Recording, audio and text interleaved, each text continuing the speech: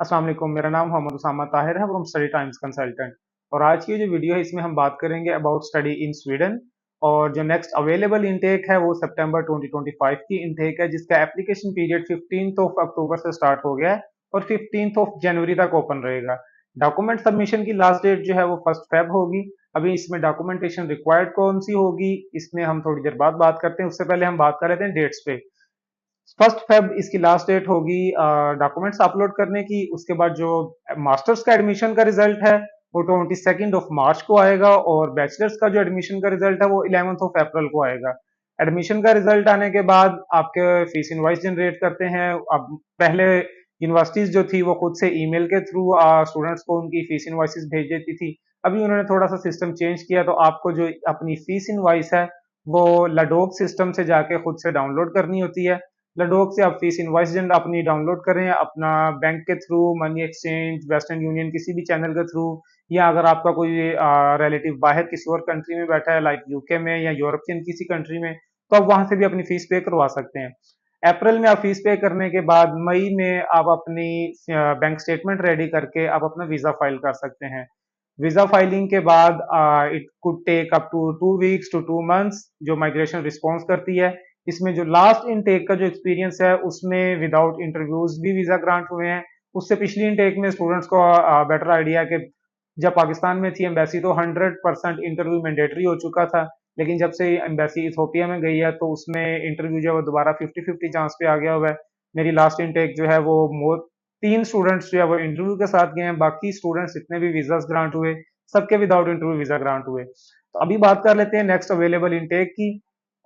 जो इसमें प्रोग्राम्स हैं ये मेजर इनटेक है, फॉल इनटेक है। इसमें अराउंड 1600 प्लस प्रोग्राम्स अवेलेबल हैं, जिसमें आपको electrical engineering, mechanical engineering, software engineering, computer science से रिलेटेड, बिजनेस से रिलेटेड, सोशल साइंसेज से रिलेटेड, ये सारे प्रोग्राम्स की मल्टीपल ऑप्शंस अवेलेबल हैं। और ऑलमोस्ट मेरा नहीं ख्याल कोई ऐसा डिपार्टमेंट है जिस जिस कोर्स की या जिस फील्ड की इस टाइम पे एडमिशंस ओपन नहीं है इस इनटेक में। तो आप अपने डॉक्यूमेंटेशन रेडी करें और सितंबर इनटेक के लिए 15 जनवरी से पहले अपनी एप्लीकेशन प्रोसीड करें। इसके बाद बात करते हैं डॉक्यूमेंट्स की। तो डॉक्यूमेंट्स में फॉर द बैचलर्स आपको इंटर मैट्रिक जो है वो अटेस्टेड फॉर्म में रिक्वायर्ड होता है फ्रॉम आईबीसीसी।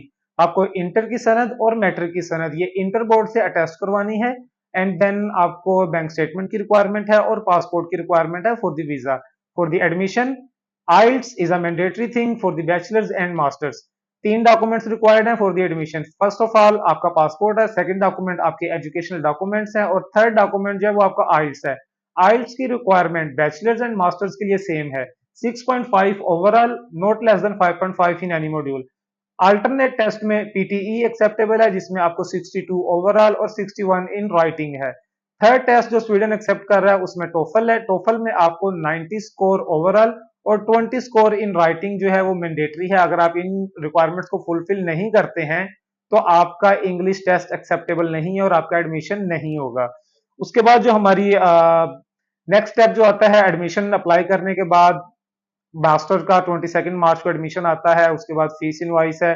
फीस रेंज जो है इस साल स्वीडिश यूनिवर्सिटीज ने अपनी फीस 10,000 स्वीडिश क्राउन तक इंक्रीज की है। लाइक बीटीएच यूनिवर्सिटी की लास्ट ईयर के सब कोर्सेज की फीस 60,000 स्वीडिश क्राउन थी, लेकिन इस इनटेक में उनकी जो फीस है वो 70,000 स्वीडिश क्राउन पे चली गई है। तो मोस्टली यूनिवर्सिटीज ने 10,000 का इंक्रीमेंट दिया है फीस में, उन्होंने फीस ज्यादा की है। तो डेफिनेटली कुछ कन्वर्जन रेट का डिफरेंस है, कुछ फीस इंक्रीज हो गई है, तो आपका बजट जो है वो स्लाइटली अप होगा फॉर द सितंबर 2025 इनटेक। और इसके बाद इसमें एम्बेसी का एक मेजर कंसर्न है कि जी स्वीडन की एम्बेसी पाकिस्तान में क्लोज्ड है। तो देर इज अ होप कि 15 नवंबर तक उसकी एम्बेसी ओपन होने के चांसेस हैं, लेकिन इसमें अभी कोई ऑथेंटिक न्यूज नहीं है, ना उनकी किसी ऑफिशियल वेबसाइट पे कोई ऐसी न्यूज है। उनके ऑफिशियल पेज है जो फेसबुक का, उस पे जस्ट उन्होंने एक चीज अपडेट की है कि जी समथिंग समथिंग बिग और something new is coming, guess what. लेकिन उस पे कोई ऑथेंटिक इंफॉर्मेशन अभी तक किसी पर्सन के पास नहीं है कि जी एम्बेसी ओपन हो रही है या एम्बेसडर चेंज हो रहा है। अब समथिंग बिग क्या आ रहा है, इसमें वेट एंड वॉच वाला सीन है। तो एम्बेसी नहीं ओपन होती है तो उस सिनेरियो में क्या बनता है, उस सिनेरियो में क्या ऑप्शंस है हमारे पास। एम्बेसी ओपन नहीं होती है तो हमें डेफिनेटली अपना जो वीजा प्रोसेसिंग है, बायोमेट्रिक है, पिक्चर्स है, आपका इंटरव्यू अगर कंडक्ट होता है तो उसके लिए आपको इथोपिया में अदीस अबाबा जो उनका कैपिटल सिटी है, वहां पे जो स्वीडन की एम्बेसी है, आपको वहां पे अपीयर होना पड़ेगा for the biometric, for the picture, for the passport check, for the interview. इन सब के लिए आपको अदीस अबाबा में जाना पड़ता है। अगर आपका इंटरव्यू आता है देन आपको इंटरव्यू के लिए प्री अपॉइंटमेंट लेना मैंडेटरी है।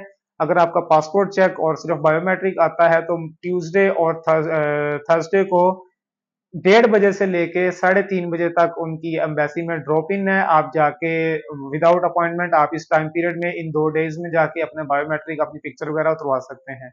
अब इसमें इथोपिया का एक एक्स्ट्रा एक्सपेंस होता है जिसकी $62 जो है वो आपकी वीजे की फीस है। फॉर द सिंगल एप्लीकेंट जो रूम है वो $80 में अरेंज हो रहा है। अगर आप फैमिली के साथ ट्रेवल कर रहे हैं तो आपका जो रूम है वो $110 में अकोमोडेट होता है। इसमें जो टिकट है, मैंने टिकट 1,47,000 से लेके 2 लाख तक की स्टूडेंट्स को टिकट जो है वो उन्होंने बुक करवाई हैं। और इसमें तकरीबन जो राउंड अबाउट आपका सिंगल पर्सन का बजट है वो 2.5 लाख तक का आ जाता है, इंक्लूडिंग आपका होटल स्टे, इंक्लूडिंग वीजा और टिकट के साथ। सेकंड कंसर्न आता है कि जो इथोपिया एक साउथ अफ्रीकन कंट्री है, इसमें बहुत सी वो कोई वारदातें होती हैं या स्टूडेंट्स के साथ मिसहैप्स होते हैं, डिफरेंट किस्म के इंसिडेंट्स होते हैं। तो मेरा प्रीवियस एक्सपीरियंस जो है, मेरे जितने स्टूडेंट्स वहां गए हैं, किसी सिंगल पर्सन के साथ भी ऐसा कोई इंसिडेंट नहीं हुआ है। इवन सिंगल फीमेल्स भी गई हैं, फैमिलीज भी गई हैं, सिंगल बैचलर के स्टूडेंट्स भी गए हैं जो आप कह सकते हैं कि जी इतने मेच्योर्ड नहीं है, 20-22 ईयर्स के हैं, तो वो डेफिनेटली उनके लिए एक कंसर्न पेरेंट्स के लिए तो बनता है कि जी बच्चा है, छोटा है, तो ये इथोपिया जाएगा, वहां पे कोई इसके साथ इशू ना हो जाए। मेरे प्रीवियस एक्सपीरियंस में किसी बच्चे के साथ कोई सच ऐसा इशू नहीं हुआ है। और बल्कि वहां पे जो स्टूडेंट्स होके आए हैं उन्होंने तो मुझे जो उनका फीडबैक था उसके मुताबिक जो वहाँ के लोकल्स हैं वो भी उर्दू और पंजाबी में हमारे पाकिस्तानी स्टूडेंट्स के साथ बातचीत करते रहे हैं। तो आई थिंक इसमें इतना कंसर्न होने वाली बात नहीं है। सेकंड लास्ट चीज आ जाती है कि डिसीजन कब तक आएगा। तो जब आप अपना वीजा सबमिट करवाते हैं उसके बाद माइग्रेशन डिपार्टमेंट की तरफ से एक ईमेल आती है जिसको एडिशनल इंफॉर्मेशन का टाइटल दिया जाता है। उस एडिशनल इंफॉर्मेशन का जो रिस्पॉन्स है वो आपको वो सेम डे भी आ सकता है, जिस दिन आपने वीजा फाइल किया है वो 2 वीक बाद भी आ सकता है। उसमें वो डिपेंड करता है कि उनको आपका इंटरव्यू रिक्वायर्ड है या वो आपको सिर्फ बायोमेट्रिक और पासपोर्ट चेक के लिए बुला रहे हैं। अगर वो आपको पासपोर्ट चेक के लिए बुला रहे हैं तो फिर तो सिंपली आपने अपना इथोपिया का वीजा लेना है और ट्रेवल करना है for the biometrics and for the pictures. अगर वो आपको रिक्वेस्ट करते हैं कि जी आप अपना इंटरव्यू बुक करवाएं तो आप पहले इथोपियन एम्बेसी को ईमेल करें, वहां पे अपना इंटरव्यू बुक करवाएं स्वीडन एम्बेसी में। और देन आप अपना जब वीजे की जब आपको अपॉइंटमेंट जब इंटरव्यू की कंफर्म हो जाए उसके बाद आप अपना वीजा फाइल कीजिए, क्योंकि ये जो वीजा इशू होता है इथोपिया का ये 1 मंथ का होता है। तो समटाइम आपको जो डेट है वो आफ्टर 1 मंथ की भी मिल सकती है। तो इसके लिए पहले आप अपना वीजा सिक्योर करें, पहले आप अपनी अपॉइंटमेंट सिक्योर करें इथोपिया की, देन वीजा फाइल करें, देन अपनी टिकट्स करवाएं।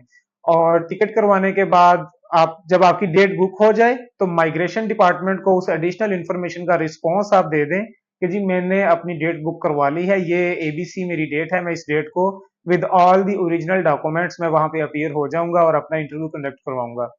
इंटरव्यू देने के बाद या बायोमेट्रिक देने के बाद again it will take same day और it could go up to 2 to 3 weeks और इवन मोर देन दैट।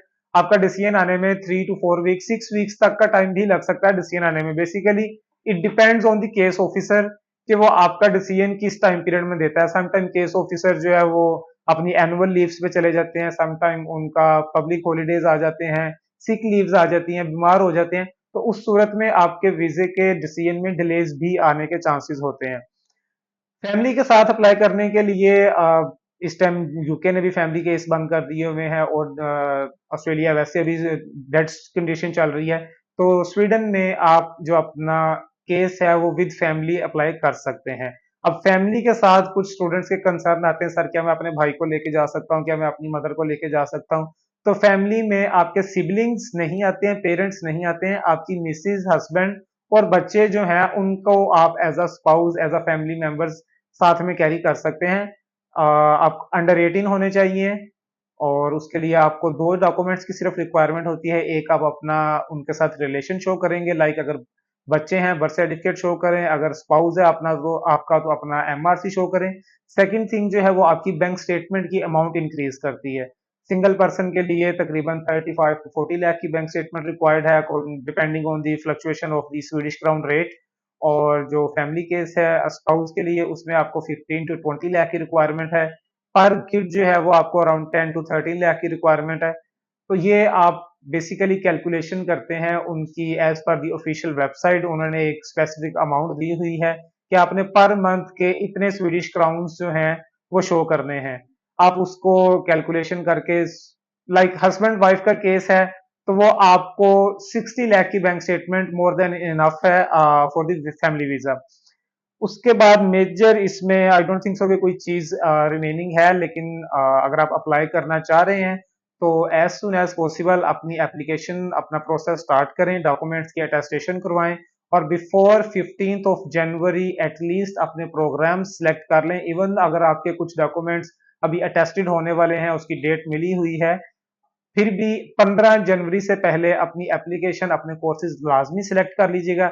अगर आप 16 जनवरी को अपने कोर्सेज सिलेक्ट करते हैं तो वो आपकी लेट एप्लीकेशन कंसीडर होगी, जिसका एडमिशन का रिजल्ट जाके जून या जुलाई में आपके एडमिशन का रिजल्ट आएगा। तो उस टाइम पे आपके पास इनफ टाइम ही नहीं होगा कि आप अपना वीजा फाइल करें, अपॉइंटमेंट सिक्योर करें, इथोपिया का वीजा सिक्योर करें और फिर वीजे का डिसीजन लें। अच्छा, लास्ट थिंग इसमें केम टू माई माइंड के वीजा आ जाता है तो उसके बाद आपका जो रेजिडेंस कार्ड है, क्या वो पिक करने के लिए हमें दोबारा इथोपिया जाना पड़ेगा?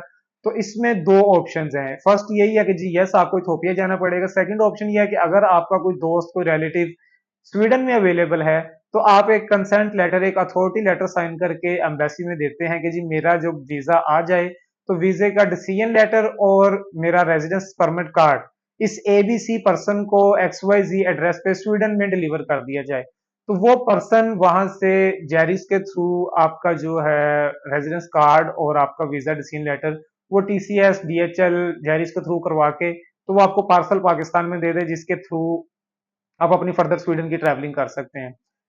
किसी स्टूडेंट का कोई क्वेश्चन है, कोई क्यूरी है, कोई परेशानी है तो आप feel free to contact us. आप हमें व्हाट्सएप पे, आप हमें फेसबुक चैनल पे हमारे और यूट्यूब पे आप हमें डेफिनेटली अप्रोच कर सकते हैं, हमें मैसेज कर सकते हैं, कॉल कर सकते हैं।